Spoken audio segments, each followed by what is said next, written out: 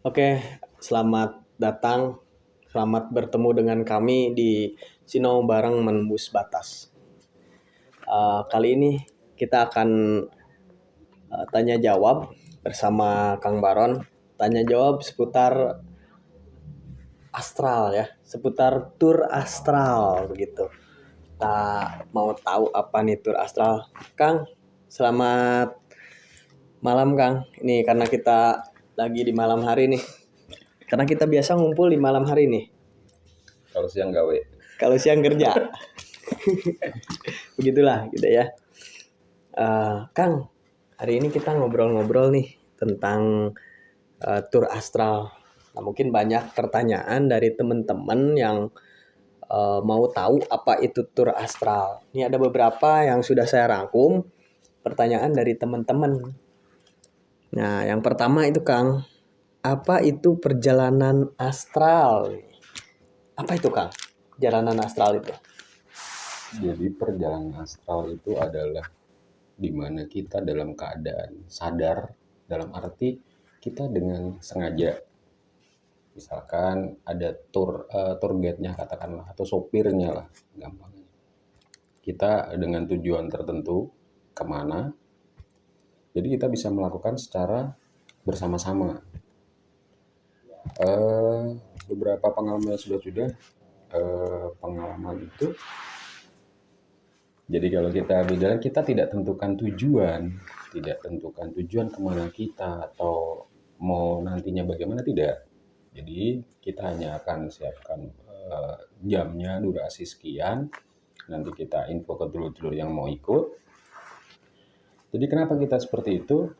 Supaya tidak terjadi proyeksi pikiran, distorsi. Misalnya kita sebutkan ke sini, nah nanti mereka ada yang googling lah, yang ini, jadi bayangan-bayangan yang nantinya bakal dilihat itu proyeksi dari pikiran. Oke, jadi kita nih ya, tur astral yang kita lakukan itu adalah perjalanan keluar Kang, perjalanan apa yang diperjalankan itu kita tuh. Jadi kita ini kan terdiri dari tubuh fisik padat dan katakanlah sukma. Jadi itulah yang kita perjalankan, bagian daripada diri kita, bagian daripada diri dulur-dulur yang ikut dalam perjalanan itu. Jadi sukma kita ke suatu tempat atau ke suatu masa gitu ya? Iya, betul. Oke, nah ini ada pertanyaan lagi Kang. Saya sambil minum ya. Lanjut Kang. Saya agak seret. Santai. Kita santai. Apakah perjalanan astral itu berbahaya atau aman nih? Bisa dikatakan cukup berisiko tentunya, karena tanpa adanya pemandu yang kurang menguasai, bisa jadinya nyasar dan tidak balik lagi ke raga. Makanya diperlukan tour guide, sopir lah. Karena sang sopir tadi yang memastikan kapan dia keluar raga dan kapan kembali.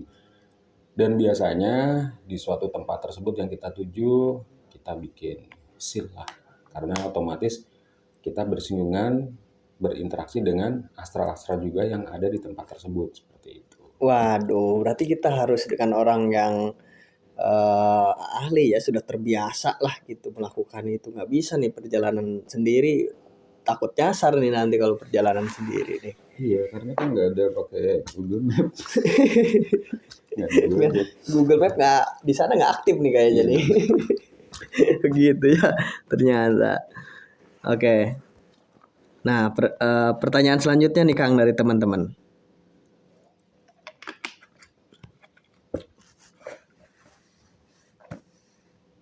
Apa yang dapat saya harapkan saat melakukan perjalanan astral? Kira-kira kalau perjalanan astral itu mungkin ada apa aja gitu yang didapat gitu Kang? Jadi gini, bahwa ketika sudah di perjalanan astral, otomatis peserta itu kan akan mengalami sesuatu peristiwa atau kejadian yang selama ini belum pernah dialami. Jadi bukan jadi perjalanan fisik pastinya ya. Jadi mengalami peristiwa yang bukan disertakan dengan fisiknya. Kalau dibilang manfaatnya atau hikmahnya, ya dari peserta sendiri akan menyadari bahwa ada loh sebuah dimensi lain, ada loh sebuah masa yang bisa kita tembus tanpa dengan fisik seperti itu. Dan apa itu bisa, mungkin itu bisa menjadi mengasah kemampuan kita juga ya. Mungkin kalau misalkan sekali dua kali atau lebih sering gitu kan, mungkin nanti kita akan peka atau mungkin bisa sendiri gitu ya. Bisa. Lama-lama karena tergantung jam terbang lah. Kembali lagi jam terbang karena seringnya diasah, seringnya melakukan perjalanan lama-lama juga dulu-dulu yang ikut tadi bakal bisa dengan sendirinya melakukan hal seperti itu. Tapi kalau boleh saya sarankan bahwa setiap ada perjalanan kita harus selalu jaga adab, itu otomatis kita bukan apa-apa, kita bukan siapa-siapa, kita hanya bagian daripada semesta. Seperti itu, kita hanya punya cinta. Nah, berarti kalau perjalanan itu yang pertama siapkan mental dan siapkan adab kita ya di sana ya. Betul. Itu kan mungkin tempat mereka gitu ya. Betul. Jadi kita harus punya adab lah begitu ya. Iya. Nanti di sana itu kan ditanya paspor nggak nih? Takutnya ditanya paspor nih. Paling di ini ada vaksin udah berapa kali gitu. Oke ya, intermezzo ya teman-teman semua, sedulur semua. Kita lanjut nih ke pertanyaan berikutnya. Nah, ini ada nih dari teman kita lagi. Bisakah saya mengunjungi tempat-tempat tertentu atau bertemu dengan orang lain selama perjalanan astral? Gitu. Bisa. Tergantung nanti kan misalkan mau ke tempat tertentu sesuai kesepakatan, atau kalau tidak ya kita instruksikan lagi gitu. Ya mungkin kalau kita di sini ya dari Sinau bareng menembus batas, biasanya kan nggak dikasih tahu dulu tempatnya mau kemana. Iya. Nanti setelah melakukan itu baru kita review gitu kan, tadi melihat apa, dan baru Kang Baron menjelaskan tadi sebenarnya kita kemana nih. Berarti Iya. pertanyaan dari teman-teman ini, bisakah kita mengunjungi suatu tempat? Bisa itu ya, Bisa. pasti karena Bisa. kita ya dituju tempat-tempat tertentu yang memang bisa kemana aja gitu ya. Iya, betul. Itu, dan bisa bertemu dengan yang lain gitu. Iya, betul sekali. Bisa bertemu. Nah, itu berarti apalagi mungkin sama seseorang yang mereka aktivitas juga secara astral, mungkin mereka ya kita bisa bertemu juga ya. Bisa bertemu, bisa berinteraksi. Cuma nggak bisa ngopi bareng. Nah, itu dia. Padahal kita kan suka ngopi ya. Berarti kopi bener Kita bawa sendiri aja. kopi darat kalau begitu ya. Nggak bisa kopi ngastral itu ya. Waduh. Lanjut. Ini ada pertanyaan lagi dari yang lain.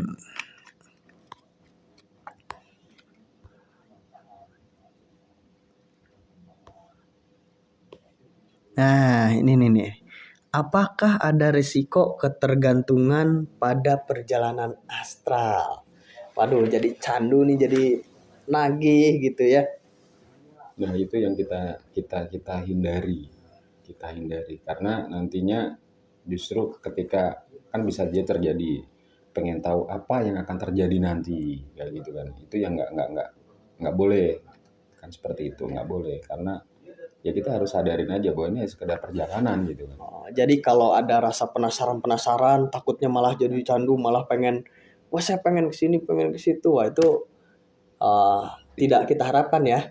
Tidak kita harapkan, dan itu nggak bagus juga karena nanti justru yang terlihat atau yang terjadi justru dari proyeksi pikiran dia sendiri, pikiran si pelaku itu. Gitu. Iya, karena terobsesi begitu ya.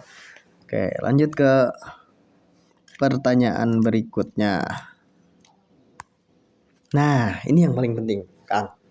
Apakah perjalanan astral itu bisa dilakukan secara bareng-bareng, bersama-sama, berkelompok, bergerombol gitu ya, atau hanya mungkin sendiri-sendiri itu? bisa kita lakukan bareng-bareng dan bahkan bisa dilakukan di tempat masing-masing. Misalkan yang domisilinya misalkan di Jakarta, di luar Jakarta pun bisa. Yang penting dalam waktu yang sama seperti itu. Oke, itu pertanyaan-pertanyaan dasar tentang tur astral yang kita lakukan ya. Kita nggak ngebahas tuh tentang perjalanan astral yang lain karena sebenarnya perjalanan astral itu bukan hanya itu ya, karena perjalanan astral itu banyak, ada yang melakukan perjalanan astral sendiri dengan tidak disengaja atau dengan sengaja gitu ya. Tapi ini kita tanya jawab penjelasan yaitu tentang tur astral yang memang sudah kita sering lakukan di komunitas kita yang sekarang itu menjadi sebuah bukan sesuatu hal lagi yang aneh gitu bagi kita.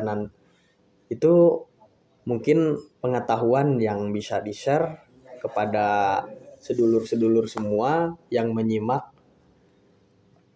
Sinau Bareng Menembus Batas gitu. Mungkin kita cukupkan sampai di sini. Terima kasih Kang atas penjelasannya. Semoga ini bisa bermanfaat bagi Amin, amin, semuanya. amin, amin. Terima kasih, hatur nuhun.